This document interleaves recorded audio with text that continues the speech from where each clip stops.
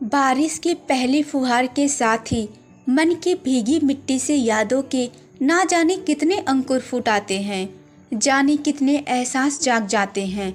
तृप्त करने वाले अनुभवों से मुक्त होने की कामना करता मन आकाश की ओर ताकता है। बरखा जो प्रिय की बाहों का भीगा सा एहसास ले आती है अपने साथ। मैं भी पिछले 15 सालों से हर बारिश में किसी की यादों में खो जाता हूँ। बूंदें सरगम बनकर उसकी कहानी कानों में गुनगुनाने लगती है और मैं आकाश में उमड़ते घुमड़ते बादलों को तकते हुए उस कहानी को बूंद बूंद खुद में समाता रहता हूँ। जैसे तृप्त धरती बारिश की बूंदों को अपने में समाहित कर लेती है। 23 साल पहले काम और परिवार के तनाव से थोड़ी देर तक मुक्त रहने के लिए मैं नैनीताल चला गया था। नैनी झील के पास की एक पहाड़ी पर बने छोटे से होटल में ठहरा था मैं, क्योंकि मैं एकदम शांति में रहना चाहता था। जून का महीना था, वहाँ मौसम अच्छा था, ना सर्दी ना गर्मी। मैं सुबह नाश्ता करने के बाद आसपास की हरी भरी पहाड़ियों पर पैदल ही घूमने निकल जाता। कभी किसी हरे पेड़ के नीचे शांति से घंटों बैठा रहता। तीसरे चौथे दिन हल्की बारिश होने लगी और मौसम ठंडा हो गया। अगले दिन बारिश थोड़ी तेज थी।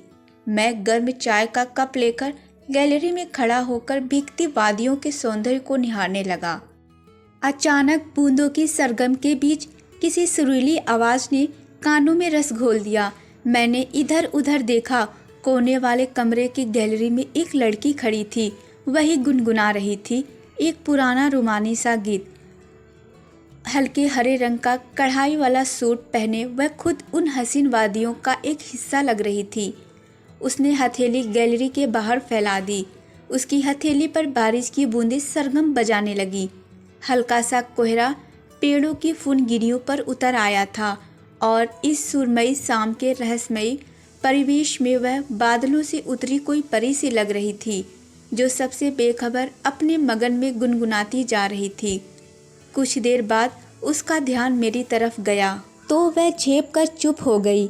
मैंने उसे कहा कि वह बहुत अच्छा गाती है, तो उसके नमकीन चेहरे पर बड़ी मीठी मुस्कुराहट आ गई। हम औपचारिक बातें करने लगे।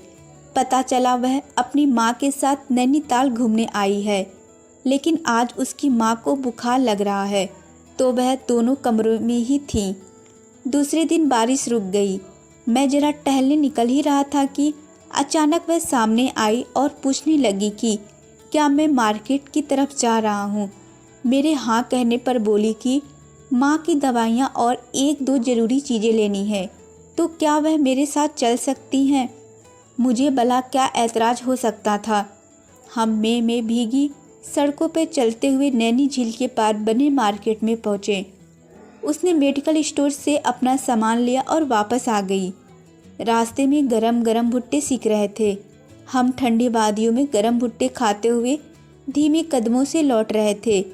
जाने क्या कशिश थी उसमें, या वो उम्र ही ऐसी थी कि दिल बरबस मेरे हाथ से निकलता जा रहा था। शायद पहली नज़र का प्यार हो गया था मुझे। लग रहा था कि ये रास्ता कभी ख़त्म ही ना हो और वो बस मेरे साथ उम्र भर भीगी सड़क पर चलती रहे। हल्की सी बूंदाबांदी शुरू हो गई। वह बूंदों की सरगम पर फिर गुनगुनाने लगी। उसका आसमानी दुपट्टा हवा से लहराकर मुझे छू जाता तो मन के साथ तन भी सिहर जाता। रात भर मेरे सपनों में एक नीला रंग आसमान से झर कर मेरे वजूद में समाता रहा। दूसरे दिन मैं मुक्तेश्वर निकल गया और देर हो जाने और तेज बारिश के कारण वहीं रुकना पड़ा। तीसरे दिन जब आया तो वह जा चुकी थी। मैं उसका फ़ोन नंबर लेना भी भूल गया। उसी दिन रात में मैं भी लौट गया। बूंदों की सरगम में भीगी वो शाम मेरी पूरी उम्र पर हावी हो गई। आज भी जब भी बारिश होती है, ऐसा लगता है वो मेरे बहुत करीब ही कहीं एक रूमानी गीत गुनगुना रही है।